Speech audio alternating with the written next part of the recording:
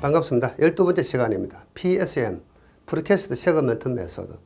우리가 앞에서 공부했던 FCM이나 RLM은 어떻습니까? 교랑 상부공인 PSC 박스 거드를 현장에서 타설하는 방식이고, 이것은 한 세그먼트씩 공장이나 또는 제작장에서 기성제품으로 만들어서 운반해서 현장에서 가설하는 공법이 PSM 공법이죠. 물론 가설 공법에는 우리가 지난 시간에 공부한 것처럼 여러 가지 방법들이 있습니다만은, 이 문제는 제가 추억의 문제입니다. 제가 시험 치러 갔을 때 이 문제가 나왔습니다. 교장 2000m, 교폭 30m, 경관장 50m 연속 교로서 프리 스트레스드 콘크리트 박스 거드교를 건설하려고 한다. 쉽게 이야기하면은 PSC 박스 거드. 이 경우 프리캐스트 세그먼트의 제작 설비와 야적에 필요한 제작전 계획 기술을 하라. 이렇게 문제가 나왔습니다. 저희들 공부할 때마다 이런 문제가 좀 생소한 문제고 처음 나온 문제입니다. 저희들 공부할 때는 주로 뭘 했냐 하면은 FCM,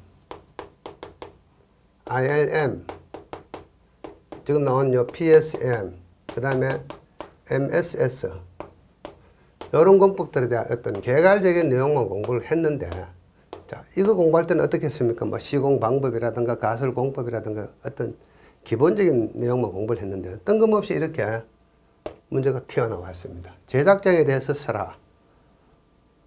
이런 문제가 나왔습니다. 근데 우리가 알 수 있는 대목은,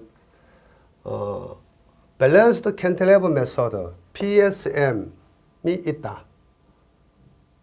이건 BCM이죠. 가설 공법에는 BCM, PSM이 있다. 이 경우 프리캐스트 세그먼트의 제작 설비와 야적에 필요한 제작장 계획 기술을 하라.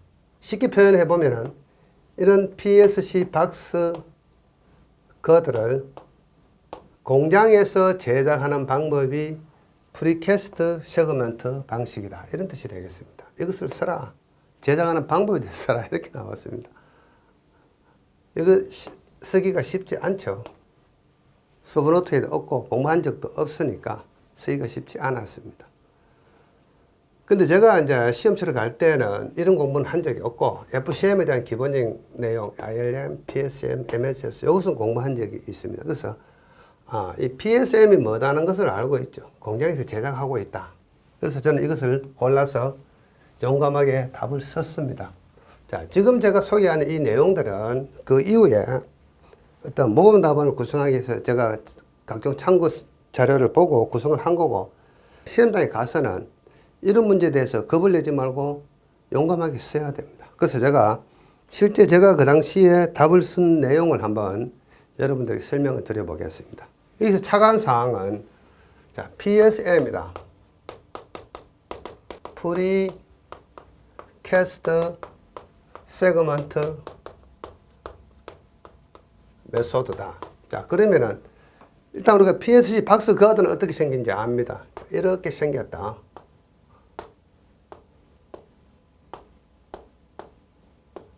이렇게 생겼죠. 자, 이것은 결국 뭐로 만들죠? 콘크리트로 만든다. 이런 어떤 개념이 하나 있죠. 콘크리트로 만든다. 그리고 제작장에서 제작을 한다.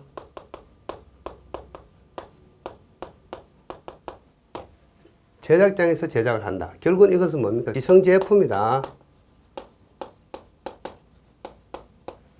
자, 그러면은 이 모양은 어떻습니까? 이렇게 PSC 박스 거드 모양이지만은 기본 개념은 콘크리트 제품이고 기성제품이다. 자, 그러면 이런 거 한번 생각해 보겠습니다.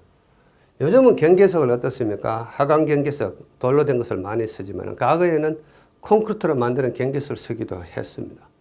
또는 요즘 어떻습니까? 맨홀 같은 거, 이런 맨홀, 또는 어떻습니까? 방음벽 기초, 이런 것들.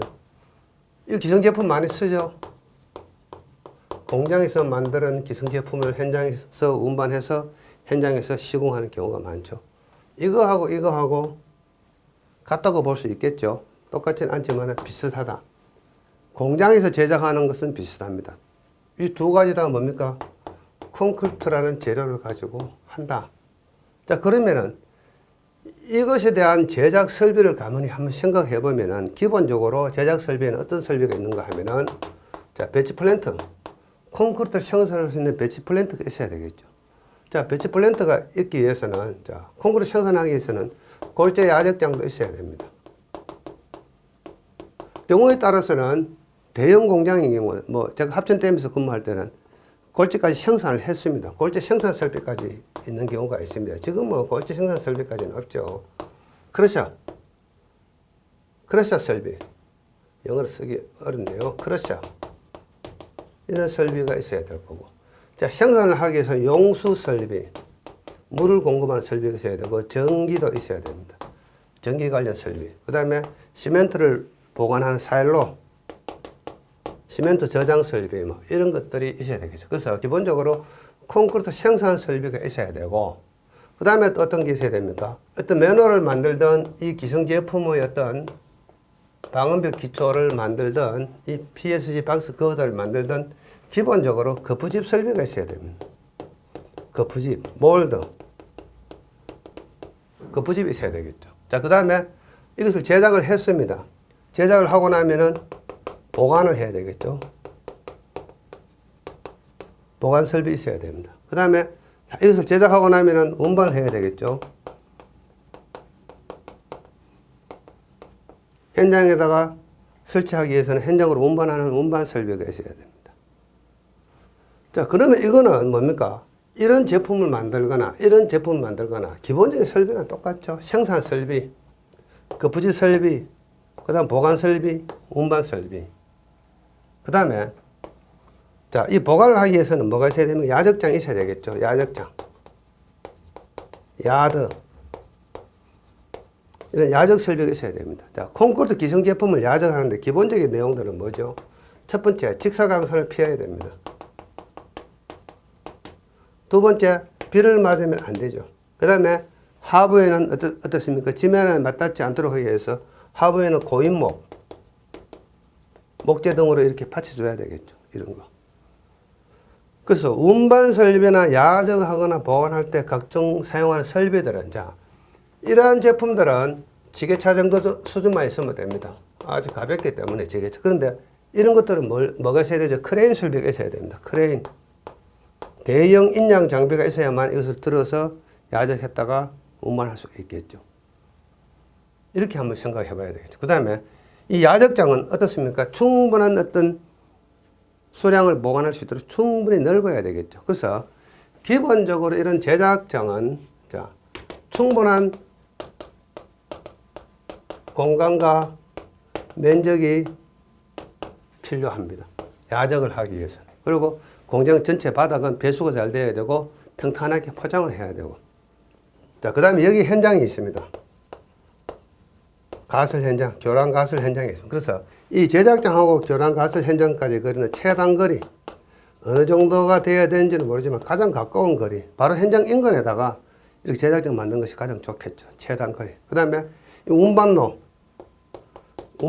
이 운반하는 거리는 어떻습니까? 최대한 짧아야 되고, 그 다음에 운반 도로는 포장을 해야 됩니다. 왜냐하면 이것들 운반하는 설비는 뭡니까? 트레일러.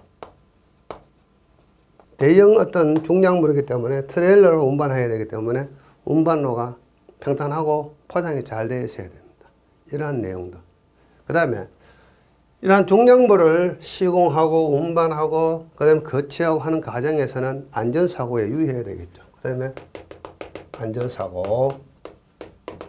그 다음에 이런 제품 만들 때 품질 관리 잘 해야 됩니다. 품질 관리. 그 다음에 뭐가 있습니까? 또 원가 이런 거 돈이 적게 들어가야 되겠죠. 그래서 원가 관리도 잘 해야 된다. 이런 거. 그 다음 환경 문제가 발생하면 안 됩니다. 환경 관리.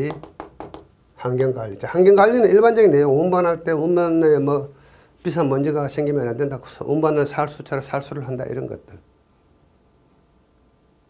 이렇게 해서 두리뭉실하게 전반적인 내용을 적어주면 뭡니까?